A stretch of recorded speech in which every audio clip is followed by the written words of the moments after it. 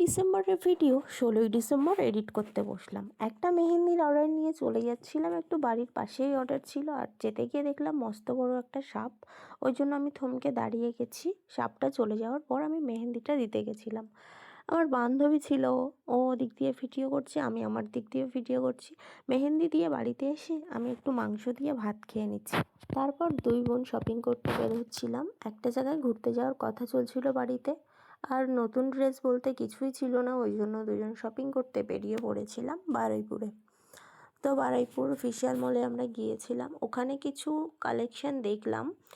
কয়েকটা জিনিস পছন্দ হয়েছিল। আমার বোনের হোয়াইট কালারের জিন্স একটা পছন্দ হয়েছিল, কিন্তু কীরকম ইউজ করা মতো লাগছিল বলে আমরা সেই জিনিসগুলো আর নিইনি। দু একটা টপ কিনেছিল ও, আর কিছু খাবার, জেলি, চকলেট এইসব নিয়েছিল। আমার দিদির ছেলের জন্য জামাও নিয়েছিলাম, ভিডিও ক্লিপ নেওয়া হয়নি। ওটার পর আমরা চলে গেছিলাম স্টাইল বাজারের সামনে। তো স্টাইল বাজার থেকেও জিন্স কিনেছে হোয়াইট কালার, সেটারও ভিডিও ক্লিপ নেওয়া হয়নি। তারপর আমরা চলে যাচ্ছিলাম বাড়ির দিকে।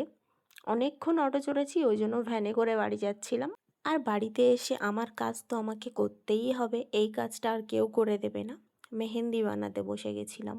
সবসময় আমি মেহেন্দি বানাই, কিন্তু নিজের হাতে প্রথমেই টেস্ট করি, তারপরেই কাস্টমারকে দিই। তো তোমরাও আমার থেকে মেহেন্দি পারচেস করতে পারো।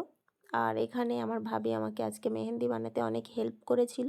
আমি একটু শপিং করে এসে খুব ক্লান্ত হয়ে গেছিলাম, তো উনি আমাকে হেল্প করেছিল। থ্যাংক ইউ ভাবি।